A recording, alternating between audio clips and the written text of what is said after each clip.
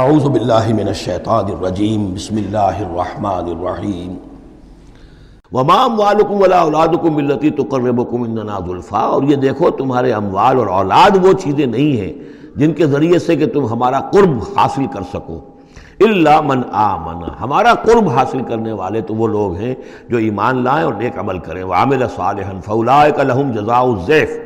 ان کو ملے گا دگنا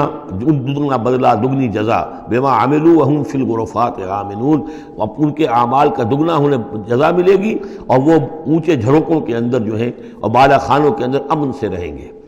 والذین یسعون فی آیاتنا معاجزین، اور وہ لوگ جو بھاگ دوڑ کر رہے ہیں، جد و جہد کر رہے ہیں، کوشش کر رہے ہیں ہماری آیات کو شکست دینے کی، آیات کو ناکام بنانے کی۔ یہ آیات تو آ رہی ہیں کہ ایمان ان کے ذریعے سے پھیلے اور لوگ جو ہیں وہ اندھیروں سے نکل کر روشنی میں آئیں، لیکن جو لوگ اس عمل کے راستے میں رکاوٹیں ڈالنے کے لیے بھاگ دوڑ کر رہے ہیں، اولئک فی العذاب محضرون، یہ وہ لوگ ہیں جو عذاب میں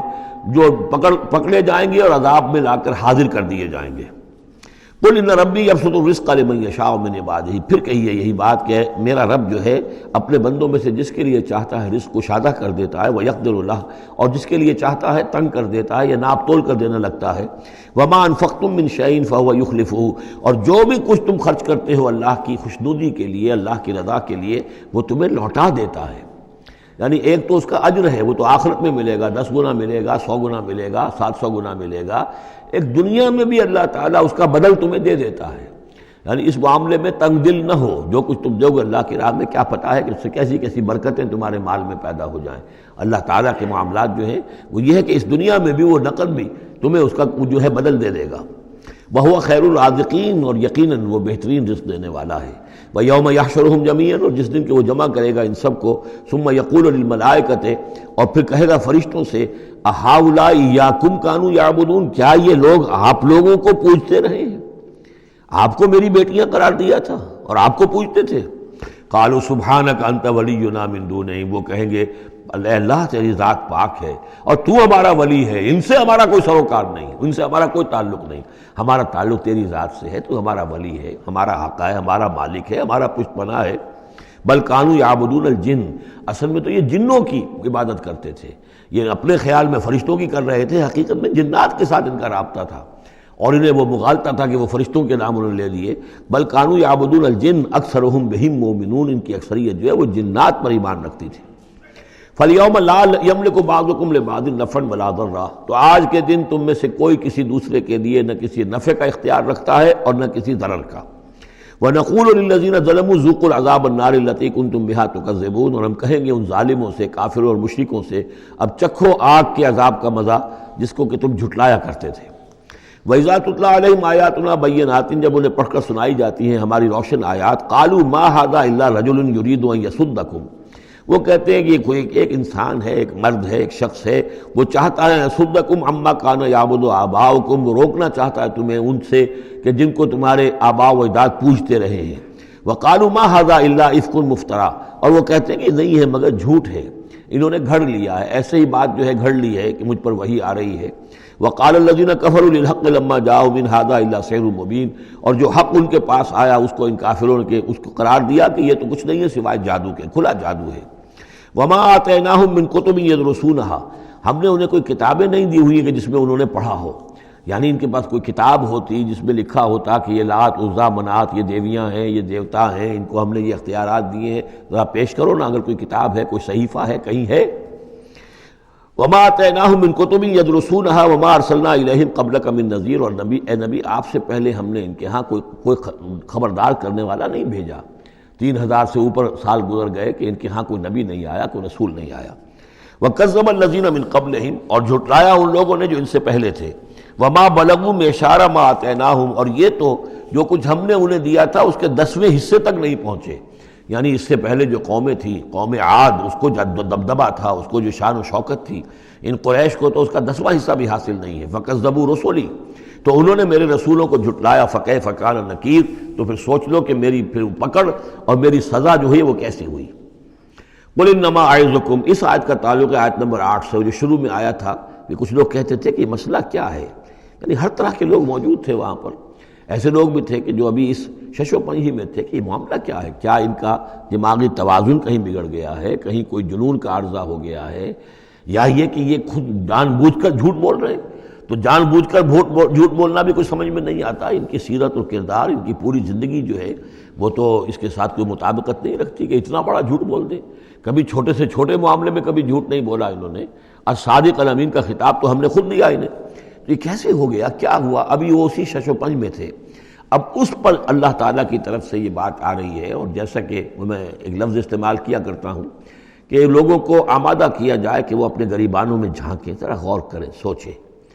کیونکہ اگر بغیر سوچے سمجھے جو بھی عصبیت جاہلی ہے، اپنی جو بھی روایات ہیں، اپنے جو بھی موروثی عقائد ہیں، ان کی حمایت میں لڑ رہے ہیں، ذرا کسی طرح آمادہ ہو جائیں کہ سوچیں، غور کریں۔ اس کے لیے یہ آیات بڑی اہم ہیں۔ قل انما اعظکم بواحد، اے نبی ان سے کہیے میں تمہیں ایک بات کی نصیحت کرتا ہوں، میری ایک بات مانو، ان تقوموا للہ مثنی و فرادا، تم ذرا تھوڑی دیر کے لیے رکو اللہ کے لیے اور اللہ سے دعا مانگو، مثنی و فرادا، دو دو یا ایک ایک، علیحدہ علیحدہ یا دو دو، ثم تتفکروا، پھر ذرا تم غور کرو، سوچو، ما بصاحبکم من جنہ، تمہارے جو یہ ساتھی ہیں، یہ محمد جو ہے صلی اللہ علیہ وسلم، ان کے اندر کوئی جنون کا عارضہ نہیں ہے، انہیں کوئی دماغ ان کا خراب نہیں ہوا ہے، کہیں کوئی آسیب کا سایہ نہیں، ان کی زندگی دیکھو، بڑی منضبط زندگی ہے، بڑی پاک اور صاف زندگی ہے، ستھری زندگی ہے، ان کے معمولات کو دیکھو۔ کوئی شخص کے جس سے جنون کا عارضہ ہو جائے تو اس کے کچھ اور شواہد بھی تو ہوتے ہیں۔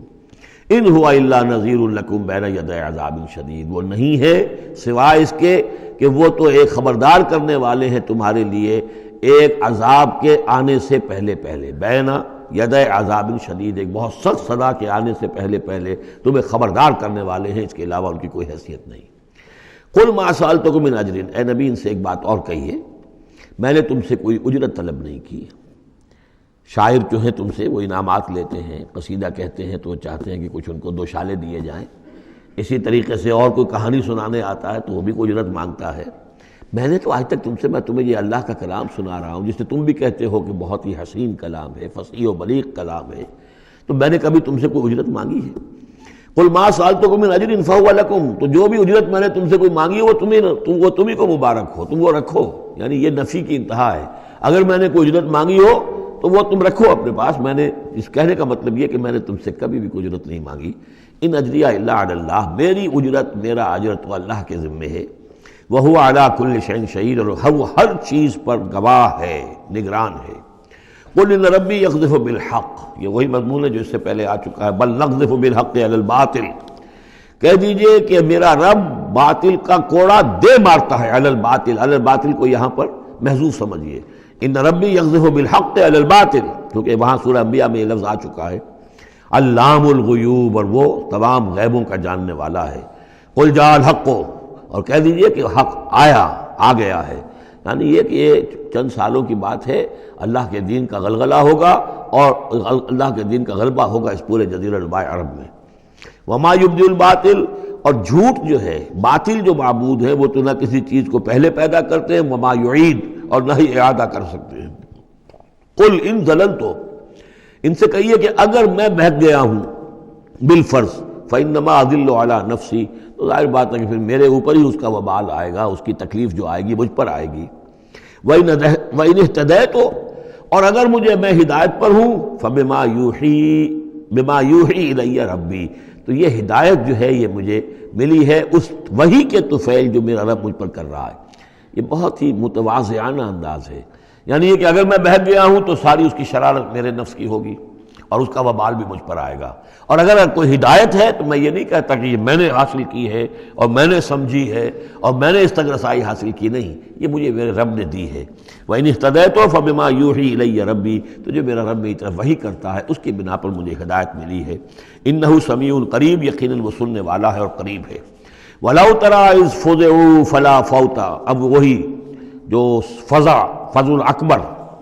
جب وہ وقت آئے گا جب تم دیکھو گے جب یہ گھبرائیں گے، ان زلزلۃ الساعۃ شیء عظیم، جب فضع اکبر آئے گا، فلا فوت، تو پھر کہیں بچ کر بھاگنا ممکن نہ ہوگا، وَأُخِذُوا مِن مَّكَانٍ قریب، جیسے کہ کوئی ہاتھ لمبا سا ہو اور ان کو پکڑ کر لے آئے جبکہ یہ بھاگنے کی کوشش کر رہے ہوں۔ وقالوا آمنا به، اور پھر کہیں گے اس وقت ہم ایمان لے آئے، وَأَنَّىٰ لَهُمُ التَّنَاوُشُ، اب کہاں ان کی رسائی ہو سکتی ہے ایمان تک۔ اب تناول اور تناوش ہم معنی الفاظ ہیں، اب تو وہ گیا معاملہ، وقت گزر گیا، وہ تو امتحان کا جو عرصہ تھا وہ ختم ہو چکا۔ وَأَنَّىٰ لَهُمُ التَّنَاوُشُ مِن مَّكَانٍ بَعِيدٍ، وہ تو گیا، بہت دور چلا گیا، وہ جو موقع تھا ایمان لانے کا وہ اب ختم ہو چکا۔ وَقَدْ كَفَرُوا بِهِ مِن قَبْلُ، انہوں نے اس کا کفر کیا تھا پہلے۔ وَيَقْذِفُونَ بِالْغَيْبِ مِن مَّكَانٍ بَعِيدٍ، اور وہ خام خواہ کے تیر تکے چلا رہے تھے دور کی جگہ سے، یعنی اندھیرے میں ٹامک ٹوئیاں مار رہے تھے، انہیں کیا ہو گیا ہے، یہ جھوٹ بول لیا ہے، یہ کوئی گھڑ لیا ہے، یا ان کو کہ جن آ گیا ہے، یا یہ وہ شاعر ہے، یا کوئی جو ہے کوئی اپنا غلام رکھا ہوا ہے اس سے ڈکٹیشن لے رہے ہیں۔ یہ سب تیر تکے یہ چلاتے رہے اور قرآن کا اور محمد کا انکار کرتے رہے، تو اب ایمان لانے کا کوئی فائدہ نہیں۔ وَحِيلَ بَيْنَهُمْ وَبَيْنَ مَا يَشْتَهُونَ، اور حائل کر دیا جائے گا، رکاوٹ ڈال دی جائے گی ان کے اور ان کی پسندیدہ چیزوں کے مابین۔ جنت میں لَهُم مَا يَشَاءُونَ فِيهَا، جو چاہو گے وہاں ملے گا۔ لَكُمْ مَا تَشْتَهِي أَنفُسُكُمْ، جو بھی تمہاری جی چاہیں گے، جتنی بھی چیزیں انسان کو مرغوب ہے سب جنت میں فراہم کی جائیں گی، لیکن اب یہ لوگ دور کر دیے گئے، محروم کر دیے گئے۔ وَحِيلَ بَيْنَهُمْ وَبَيْنَ مَا يَشْتَهُونَ، جو بھی ان کی پسندیدہ چیزیں ہیں اب ان سے یہ محروم کر دیے گئے اور دور کر دیے گئے۔ كَمَا فُعِلَ بِأَشْيَاعِهِم مِّن قَبْلُ، جیسے کہ ان کے ہی طریقے پر چلنے والے جو اور قومیں اور گروہ تھی، جس طریقے سے ان کا حشر ہو چکا ہے۔ إِنَّهُمْ كَانُوا فِي شَكٍّ مُّرِيبٍ، وہ لوگ بھی ایسے ہی تھے کہ جو شک میں پڑے رہے اور ان کے دماغوں میں دغدغے ہی جنم لیتے رہے اور شکوک و شبہات ہی میں رہے، اور حق کی طرف آ کر اس کی تصدیق کرنے کی توفیق انہیں نصیب نہیں ہوئی۔ صدق اللہ العظیم۔